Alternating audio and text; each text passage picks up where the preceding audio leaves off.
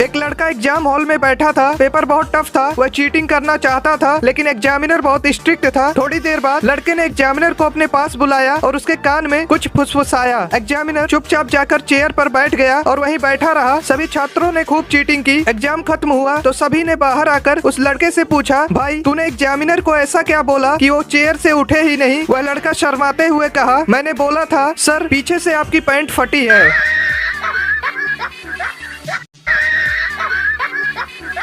एक बार दादाजी बस से कहीं जा रहे थे। जैसे ही वो बस में चढ़ने वाले थे तभी पीछे से धनिया की आवाज आई। अरे दादाजी दादाजी रुक जाओ, आप अपना वॉलेट तो घर पे ही भूल आए थे, ये लो अपना वॉलेट। अरे थैंक यू बेटा। चलो मैं घर जाता हूँ अब, ठीक है, बाय। उसके बाद दादाजी बस में जाकर बैठ गए और उसी बस में उनकी बगल वाली सीट पर बैठा हुआ था एक चोर। तब उस चोर ने प्लान बनाया कि लंबा सफर है, जैसे ही ये बुड्ढा सोएगा मैं इसका पर्स चोरी कर लूंगा। थोड़ी देर बाद चोर की आंख लग गई और जब उसकी नींद खुली तो उसने देखा कि दादाजी सो रहे हैं। वो तुरंत दादाजी के पास पहुंचा और उनकी सारी जेबें टटोल मारी, लेकिन उसको वॉलेट कहीं नहीं मिला। थक हार कर वो अपनी सीट पर आके बैठ गया। जब दादाजी का स्टॉप आ गया तो वो दादाजी के पास जाकर बोला, दादाजी मैं एक चोर हूँ, आपका वॉलेट चुराना चाहता था मैं, लेकिन इतना ढूंढने पर भी मुझे आपका वॉलेट नहीं मिला। कहाँ रखा था आपने उसको? मुझे तुम्हारी शक्ल देख के ही पता चल गया था कि तुम चोर हो, इसीलिए जब तुम सोए थे मैंने अपना वॉलेट तुम्हारी जेब में रख दिया था।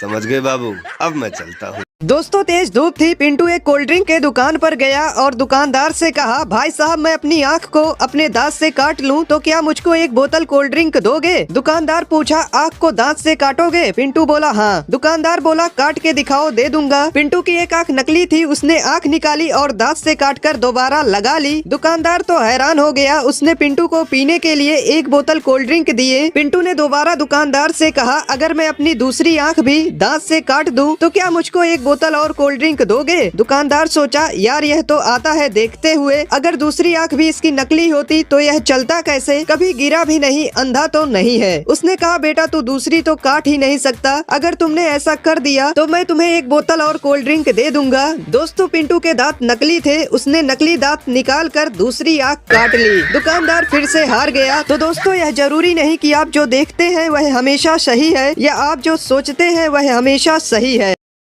दोस्तों एक पिता अपने बेटे के साथ रहते थे। बेटे ने ग्रेजुएशन की पढ़ाई पूरी की और नौकरी करने विदेश चला गया। बेटे के जाने के बाद पिता काफी उदास रहने लगे। बेटा कभी कभार अपने पिता को फोन कर लेता। कई साल बीत गए। बेटा एक सफल बिजनेसमैन बन गया। उसने विदेश में ही एक लड़की से शादी कर लिया और अब तो उसे अपने पिता की भी याद नहीं आती थी। पिता भी बूढ़े हो चुके थे। एक दिन बूढ़े पिता अपने फोन को मरम्मत के लिए एक दुकान पर ले गए। दुकानदार ने फोन देखा और कहा, इस फोन में कोई खराबी नहीं है। बूढ़े पिता ने आंखों में आंसू लिए कहा, तो फिर 2 साल बीत गया, मेरे बेटे का कभी फोन क्यों नहीं आया? दोस्तों वीडियो अच्छा लगा हो तो लाइक कर लें।